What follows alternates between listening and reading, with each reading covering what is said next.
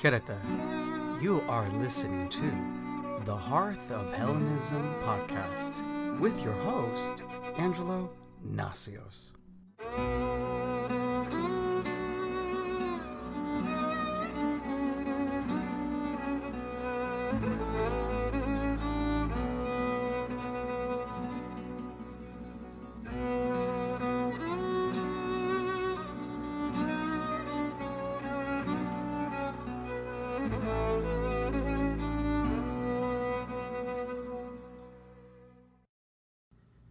The following is a critical review of The Secret Texts of Hellenic Polytheism, a practical guide to the restored pagan religion of George Opsopaus Plethon by John Opsopaus.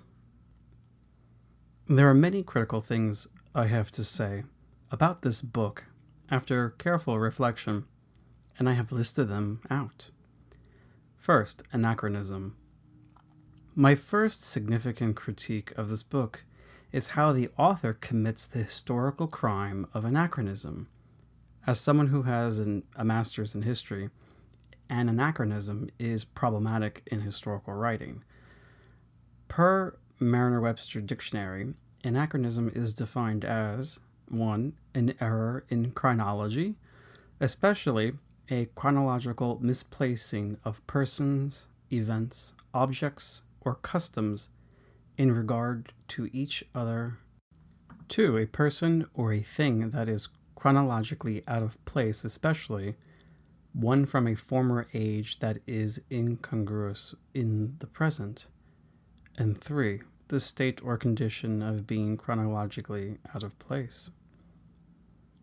Throughout the first two chapters, where John explains the history surrounding Plethon and his writings, John improperly uses the modern usage of pagan and paganism, capital P, instead of the historically accurate paganism with lowercase p.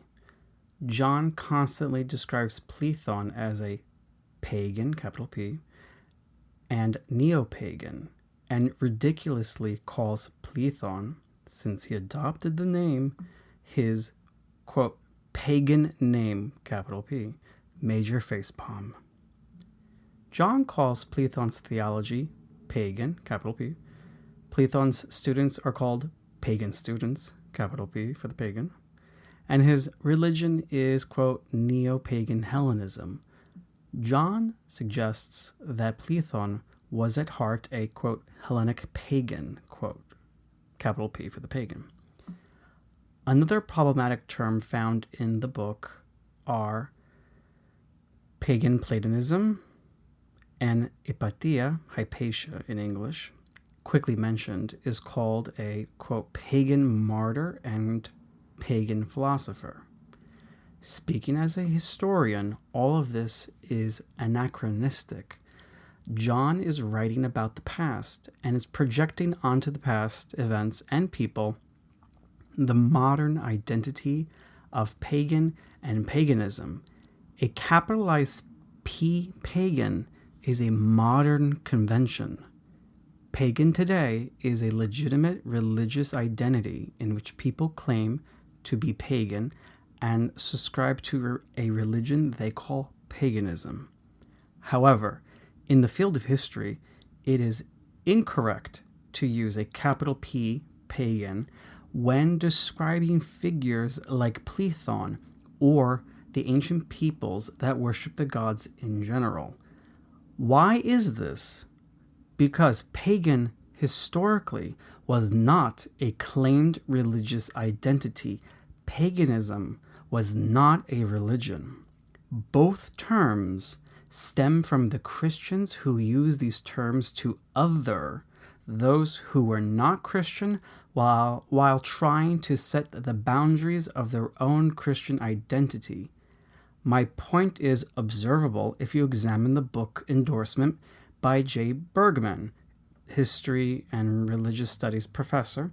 On the inside cover, you will see he properly uses a lowercase pagan in his endorsement. Second, appropriation. The usage of capital P pagan and paganism in this book is not simply bad history on the part of John. It also enables and promotes cultural appropriation by confusing the reader into thinking that they and the book's subject, Plethon, share the same religious identity. The anachronism misleads a pagan reader of this book who consciously sees themselves as pagan into thinking Plethon is pagan, capital P, pagan, also like them, and the religious system laid out by Plethon is paganism, capital P, like the reader's, capital P, paganism. John opens the door wide for the appropriation of Plethon by an audience who thinks that what they are reading is just general religious material when, in fact, they are taking Plethon out of his historical context and political situation to sell this book to people Plethon never intended his work to be read by and used in ways he never intended for. 3. Plethon's context and his appropriation. While it may be John's noble mission to bring Plethon's writing to an audience who may benefit from him, this book is blatant appropriation since Plethon's religious system was tied together with his political agenda. The context of Plethon's religion is stripped away by John, separated so that his religious system could be made consumable by an Anglophonic audience.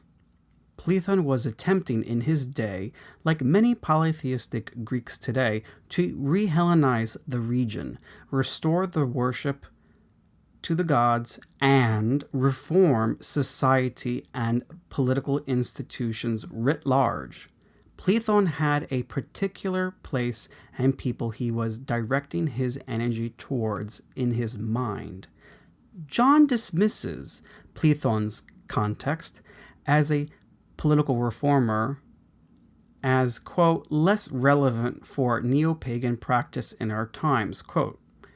This is the essence of cultural appropriation. For Plethon to be made marketable to an Anglophonic pagan audience, Plethon has to be stripped of his context and a modern pagan identity laid on top of him so he can be consumable. I am sure his proto-nationalistic ambitions would leave a sour taste in the mouths of many pagans. I guess that is why John censors so much of Plethon. Plethon, as scholars today observe, was foreshadowing the modern Greek state that was still a few centuries away from coming into being. Living at the end of the Byzantine Empire, Plethon advocated for nothing short of a holistic, religious, and political revolution. Woodhouse, which John quotes as a secondary source for his book, says that there, quote, is a good reason for calling him, Plethon, both the last of the Hellenes and the first of the Greeks. Plethon straddled both our past and our future yet to come. And what has Plethon been reduced to by John? He is a neo-pagan practicing neo-pagan Hellenism with a bunch of pagan students whose religion has been packaged exotically so that it could be appealing to an Anglophonic pagan audience. Only Llewellyn could publish such trash, and I'm not surprised by how low they have sunk in their cultural appropriation of Greek culture to make a quick buck.